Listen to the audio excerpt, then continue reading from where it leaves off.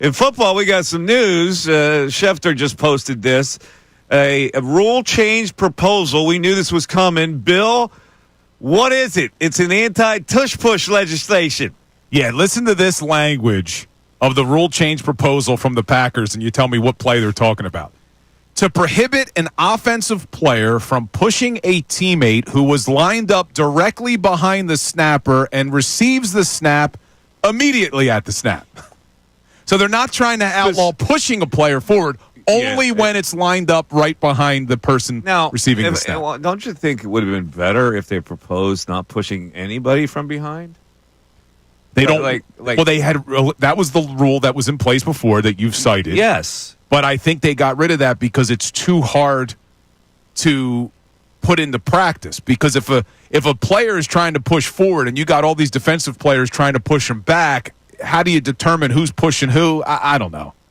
I don't think this is going to pass. Well, there's a forward. See, here's the thing.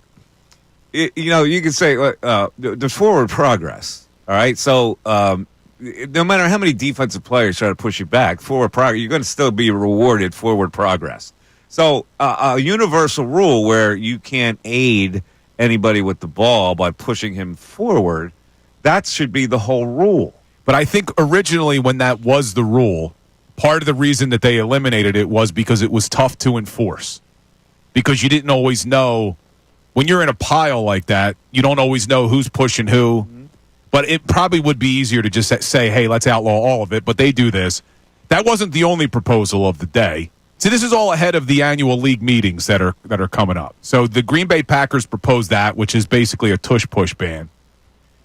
The Detroit Lions, interestingly, they want to amend the current playoff format where division champions get the top 4 seeds. They want to reseed where it would be the best record. So when a wild card team, like you saw this year, where the Minnesota Vikings were a wild card team that had a better record, that they wouldn't have to go on the road, that they could still be one of the top 4 seeds, even if they didn't win the division. Well, then you're making division rivalries move, aren't you? Division rivalries is something that the NFL prides itself on, no? Well, I guess what you would the argument is you win the division, you're in the playoffs, but then they want to reseed based off of record.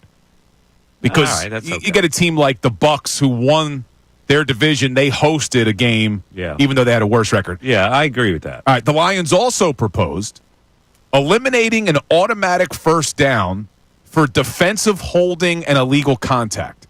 Now, defensive holding and illegal contact are 5-yard penalties, but they result in a first down. Detroit's trying to put into place that you would not get an automatic first down.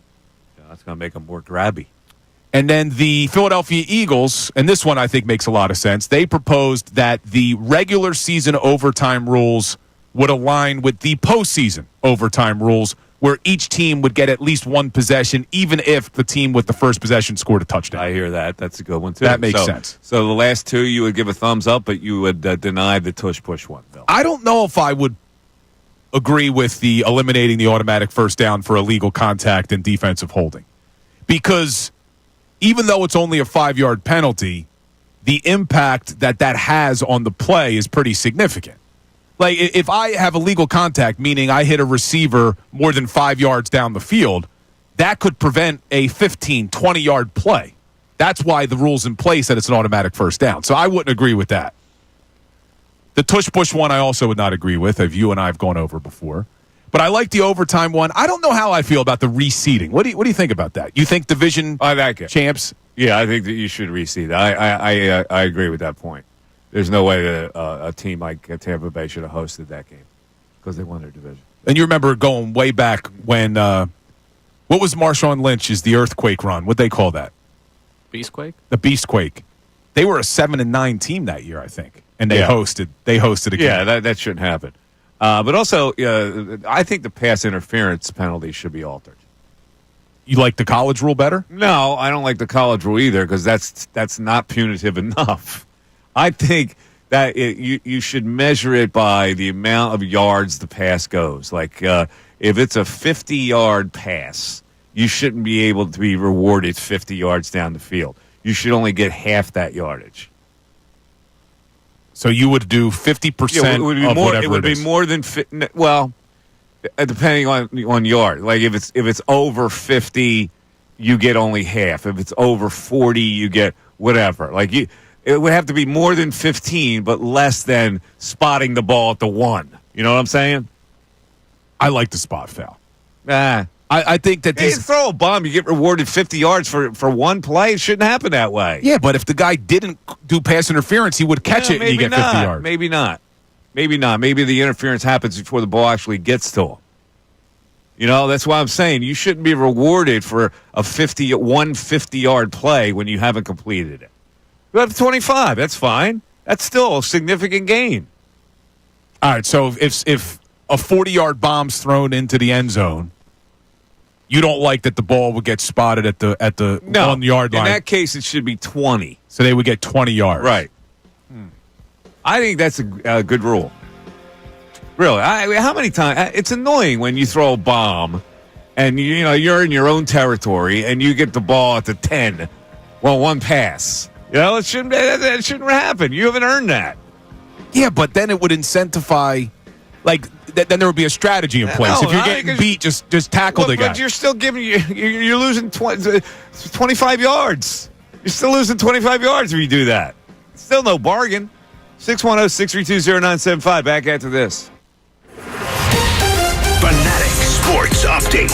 Brandon Graham calls it a career. I'm Ray Zone with this Fanatic Sports Update. Yesterday, Brandon Graham met with the media for about 40 minutes, reflecting on his career, his love for Philadelphia, and officially announcing that he is retiring after 15 seasons with the Eagles. Graham ends his career as the franchise's all-time leader in games played, third all-time in sacks. Here's the close of his retirement speech. While my time on the field is coming to an end, my love for this team and city will never fade. Philadelphia and everybody, from the bottom of my heart, I just want to thank y'all. EAGLES, Eagles. Fly, Eagles, fly. My last one. BG out, baby. And with that, Brandon Graham's playing career is over. He did talk about the fact that he is going to meet with Jeffrey Lurie about a role for him with the Eagles in the future. Someone that won't be with the Eagles in the future, that's tackle Fred Johnson, the reserve tackle. Signed a contract today with the Jaguars, according to ESPN's Adam Schefter. 76ers return to action tonight in Oklahoma City against the Thunder. Sixers obviously undermanned right now. Thunder will be without 3 starters in tonight's game. You can listen to the game at 8 o'clock right here on 97.5 The Fanatic. Flyers back in action tomorrow night down in D.C. against the Capitals. This update is brought to you by Mattress Firm. Get matched and sleep at night during Mattress Firm's Upgrade Your Sleep sales. Take 120 nights to get to love your new bed, or you get your money back. Restrictions apply. I'm Ray Dunn, the home of the 76ers and the Flyers. 97.5 The Fanatic and 97.5thefanatic.com. Hey everybody, it's Bill Colarulo. Thanks for watching. We appreciate it. Make sure you like and subscribe to our channel so you can engage during the show, and you're not going to want to miss all the content that we post. It's not only the live videos, it's videos after the fact. It's our shorts. It's all the content you want as a Philadelphia sports fan. Looking forward to connecting.